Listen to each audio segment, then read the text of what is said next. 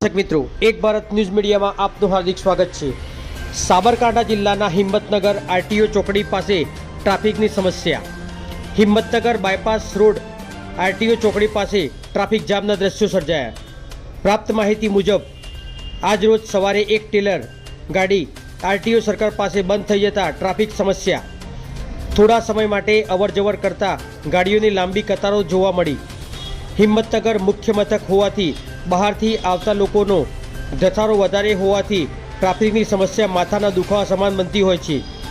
થોડા સમય પહેલાં ટ્રાફિકની સમસ્યા સહકારી જીન 4 રસ્તે જોડે જોવા મળતી હતી, પણ હાલ તો નવો ઓવરબ્રિજ ચાલુ થઈ જવાના કારણે એ સમસ્યાનું નિરાકરણ આવ્યું છે। હવે આ સમસ્યા રોજની આરટીઓ સર્કલ પાસે જોવા મળી રહી છે। સાથે સાથે આ રસ્તા પર રખડતી ગાયોનો પણ ઘસારો હોવાથી ટ્રાફિકની સમસ્યા બનતી હોય છે। હાલ પૂરતું તો હિંમતનગર ગ્રામ્ય પોલીસ સ્ટાફ દ્વારા ટ્રાફિક હળવો કરવામાં આવ્યો છે। પત્રકાર વિશાલ ચૌહાણ, સાબરકાંઠા।